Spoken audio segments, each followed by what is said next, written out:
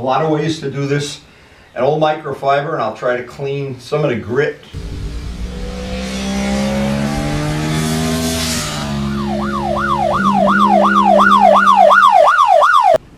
On my video today, I'd like to share all the information I've accumulated, or most of it, that I possibly can pass on in over 50 years of tinkering with motorcycles.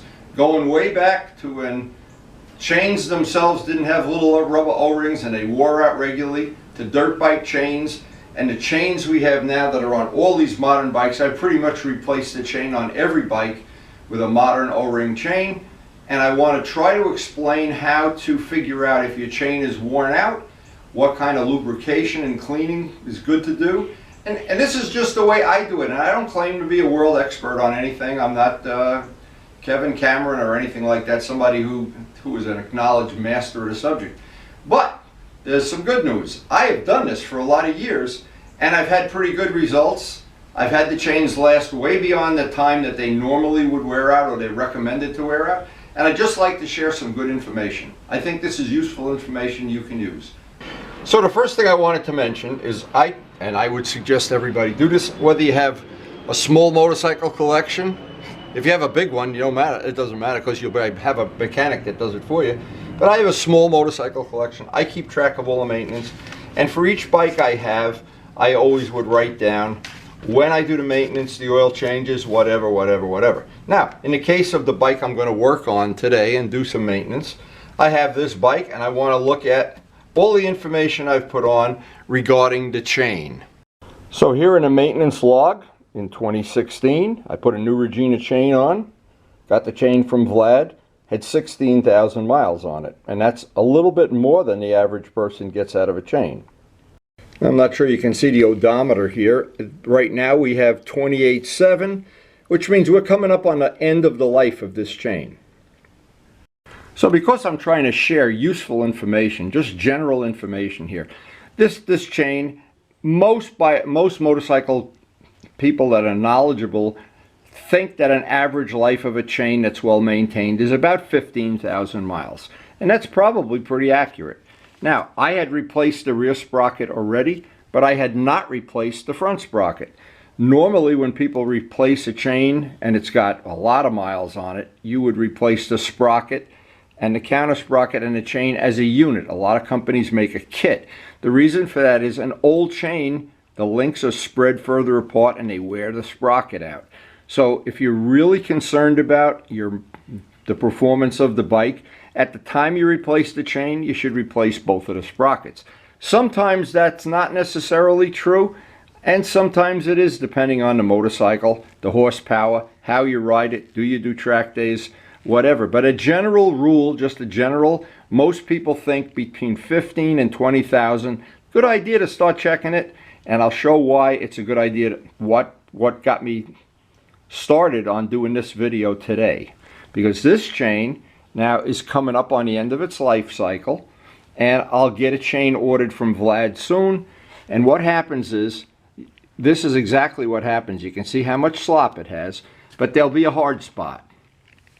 And there'll be a spot, and I want to show this. This is because a lot of people don't even realize this. And I want to show some of the things that make this an important part of maintaining, especially an older motorcycle. This bike is going to be 12 years old soon. But you never want to have the chain too tight. That's the death knell. Now here it's getting tighter. I suspect somewhere in here we're going to have, right now I've got a tight spot. So that's telling me somewhere in this chain there's links that are not wearing equally to the rest of the links. So the first thing I want to do is, before I do any measuring or anything, I want to clean the chain. So the first step I always do, this is diesel fuel in a little spray bottle. A lot of ways to do this. An old microfiber, and I'll try to clean some of the grit little by little off of the chain because I want to work on it. To me, it's always easier to work on it if it's a little cleaner than just being as greasy and dirty as it is when you haven't done this in a while. And I try to do this every so often because I get to look at the chain and I get to see if something's not right here. Now, as the chain wears, anybody that does this on a regular basis, you'll notice there's hard spots and soft spots.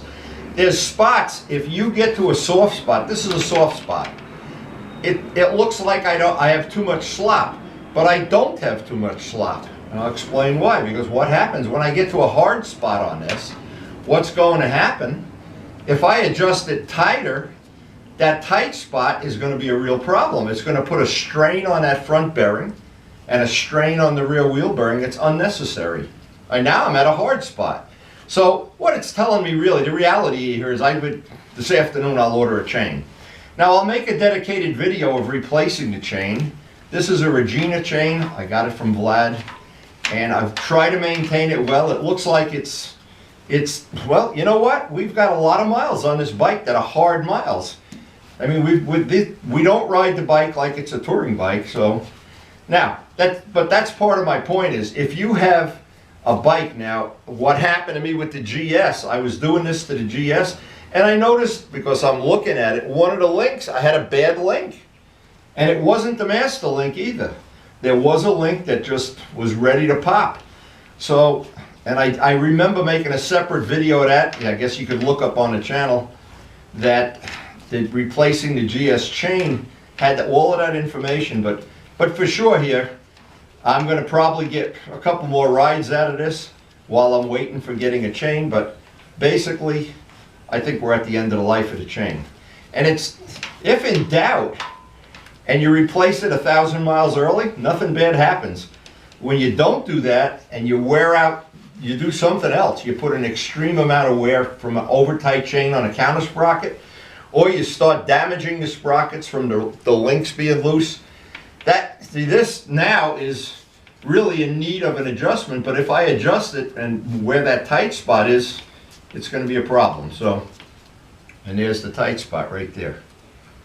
Some information, and I don't know if this is totally true, but a lot of my friends seem to agree, including Turbo Steve. You buy a brand new motorcycle, I just got this, it's less than 2 months old, MT-09.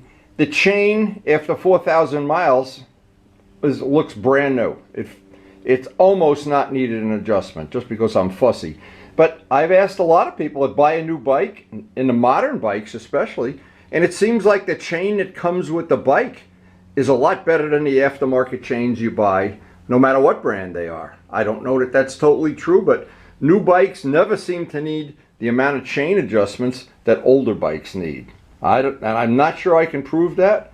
I don't have to. It really happens to most of my friends.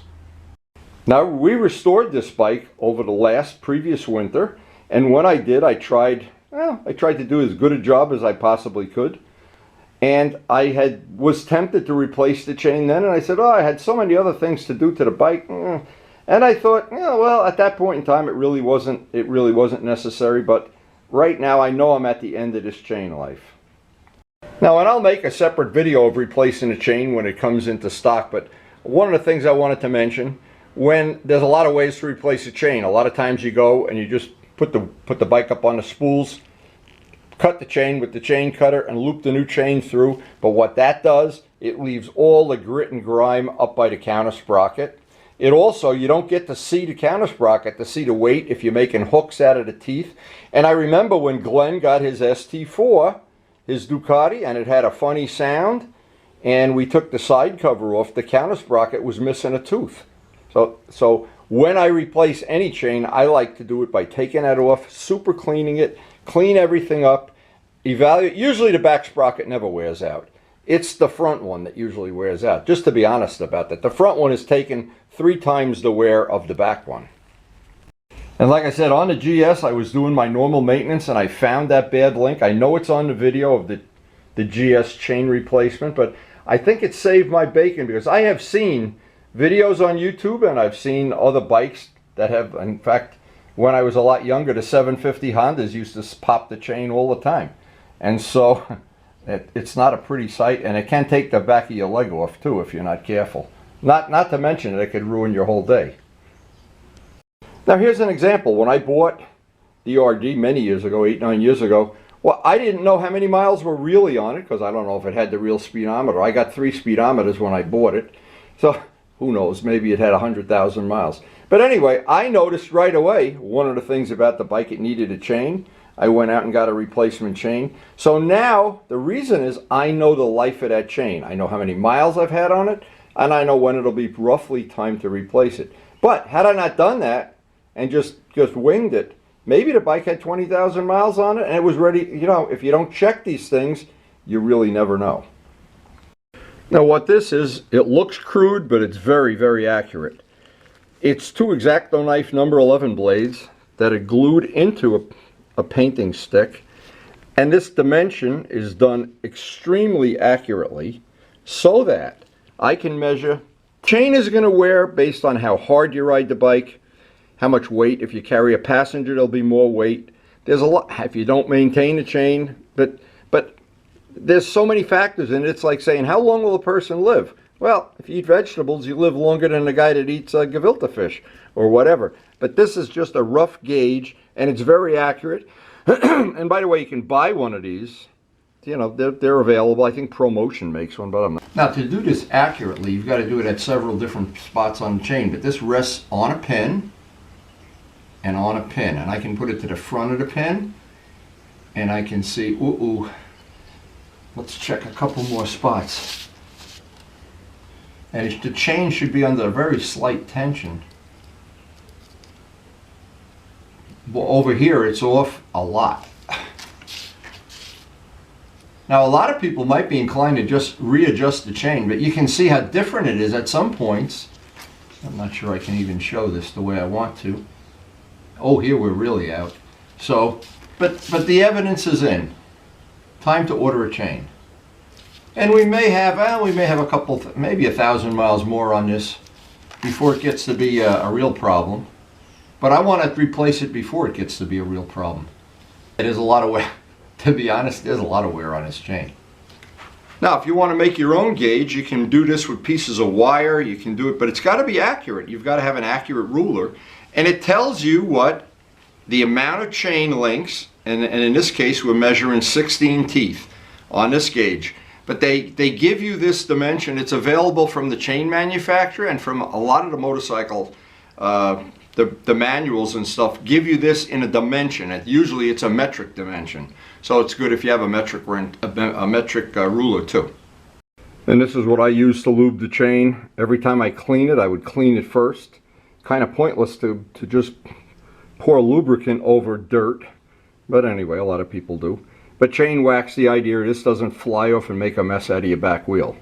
And I love keeping my wheels immaculately clean, if possible. Now, a couple of things about this chain wax stuff. One of the things you'll notice is if you leave it out in a freezing garage, it kind of gets gummy and really doesn't do the job it's supposed to do. Now, after that, I would just let that sit for a minute. And by the way, if you have a choice, the best time of all to do a chain is right after a ride, because the chain is usually warmer than it is if it's just sitting in a cold garage. It's to your benefit that everything is warm. I've even gone a little fanatical at times and taken a heat gun or a hairdryer and warmed the chain so that the lubricant would penetrate in.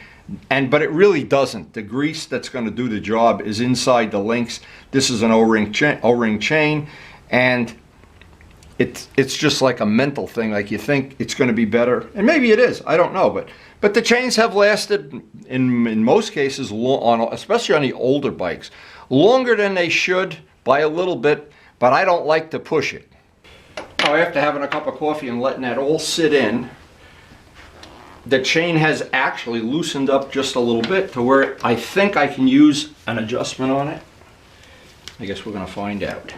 But the trick with any chain adjustment is really never make it so tight that you're straining those bearings. Because don't forget, the distance between that counter shaft and this, as you go up or down, it gets looser, but it's at its tightest. It's at its tightest when you're under tension, just where it is right there. So I want to be real careful not to over tighten this. Whenever I'm doing this, of course, I use the alignment marks, and they're relatively accurate, of course. But there's a way to make it even super accurate. You can look at, once the lubricant on the chain, you'll start to see a shiny spot. If it's in the middle of these rollers, you're perfect. If the shiny spot is off to one side or off to the other side, it means your wheel is just a little bit out of alignment. Usually it's a a minor adjustment, maybe just going from 2 o'clock to 3 o'clock on the set bolt. But I think it's overkill, but if you're going to do a chain adjustment, you may as well do it right anyway. So I'm going to do this little by little by little until actually, there I am, hand tight. And that'll probably be it. I'll do the other side the same amount, check the alignment, and then after a ride, I'll see that shiny spot is right in the middle of the rollers. And then I know I'm in good shape. Now, if you've ever used a belt sander with the 2 wheels on each end, you know you can make the belt walk off this way. You tighten this one, the belt walks off that way. Well, that's exactly what's happening as you're adjusting the chain. It's exactly the same. Picture a belt from a belt sander, and by getting that shiny spot to be right in the middle, it's a real nice little free fine tuning. So this part of the video is going to be very high tech. I don't think most people would even want to know this, how to do this, but this is something I do every time I go around and do the maintenance. I'm looking for a bad link on a chain. Now a bad link is going to be, it's going to not go down into the groove. And let me see if I can show this. Here's a link right now. This one right here goes right in, right in, right in. Look at that one. Look at that link right there. So what it's telling me, this link here is bad. That one does not want to just drop right down like all the others. And that's where the hard spot is. So there's the problem with this chain. And that's why it's always good. See, that link is not dropping right in. Now, if you continue this, you notice all the links just drop right in perfectly until you get to that one. So that's how you can tell. It's kind of a little bit of labor-intensive thing, but when you've got 15, 20,000 miles on a chain, you spin the wheel and you're looking for hard. Here's the hard spot, and there's the link that doesn't drop right in. So what we'll do is we'll count the links of the chain. This is a 520 chain. I'll give Vlad a call, and we'll get us a chain on order. And in the very near future, we'll have a video of how to replace this and maybe look at the counter sprocket wear and see if that needs to be replaced too. So with everything lined up, of course, once this bolt is tightened down, sometimes it seems on some of the motorcycles that it just gets chain gets a hair tighter. But again, it's always better to be a little loose than a little tight, that's for sure. And it's good to know how to check if you have a bad link. Now that, including the GS, that's the second time I've found a link that doesn't want to fall back down into the sprocket. And that's a good way to check it. That's good basic information every motorcyclist should know about. So I counted the links carefully, and this is a 520 chain, and I will just place the order at the end of this video with Vlad. Even though I will ride the bike maybe a couple more times, I don't want to be riding a bike that's a time bomb waiting to happen. Most of the time I'm riding alone, and I sure don't want to chew up the back of the bike if that chain comes off. All my custom carbon fiber parts will probably get whacked.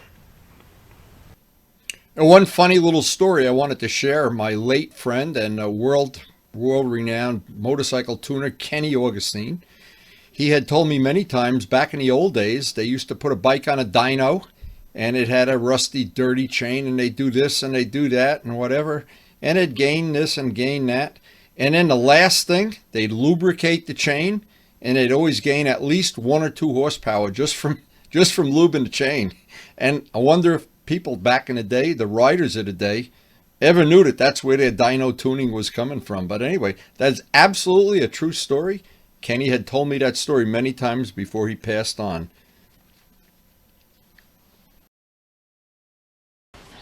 So I hope this was some useful information you could use to maintain your bike, whether it's a classic, an antique, a brand new bike, any chain-driven bike. Now, for me, doing the maintenance on the bike is something that I enjoy. I don't like to ride a bike that's dirty or a time bomb waiting for something to go off. I don't like to wear the tires down to the last tread. I don't like to try to squeeze an extra 1,000 miles before I change the oil. Maintenance, to me, is part of the thing I enjoy about motorcycles, especially the older bikes. The newer ones, they need a lot less maintenance, but these bikes that are 10, 12 years old, they need maintenance. So, and today we will take care of that. So I do hope you enjoyed the video. I want to thank the COVID workers, the healthcare workers. Guys, thank you so much for taking care of us. And all I can say is, I hope you enjoyed the video. If you enjoyed it and there's some useful information you got from it, great. Pass it on to your friends. And thanks so much for watching. And we do try to post up a new video every day or so. Sometime we miss a couple days. Family life takes over sometime, but there are a couple of photos I'd like to share from these are outtakes from the video of replacing the countershaft sprocket. We have another video of replacing the chain on the GS when we had the bad chain. GS has a 630 chain stock. I replaced everything with a 530, and I showed that on a video, including one of the most difficult jobs is getting the countershaft sprocket nut loose with an air hammer, among other things. And some of the little tricks that are involved in doing that might find useful. That stuff's all out on the channel. Previous videos, you just dial up chain replacement GS 1100E. So having this all done, and I thought this would be a nice complement to this video anyway. Today, I'm glad we got the work done, and I'm glad I did the inspection on that. I know that the chain is at the end of its life.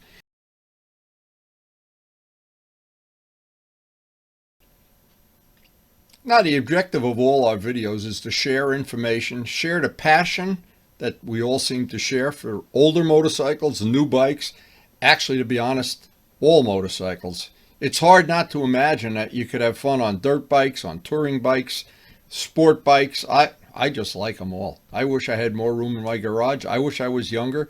I wish I had more energy. And needless to say, I wish I had more money. But given all that, I've had a pretty good run. And I've been working on bikes and doing maintenance and making videos and God knows what else. Just ask my wife. And I do enjoy sharing the information. So I hope you enjoy watching it. I always like to be sure I thank all my friends for watching. Thanks for watching.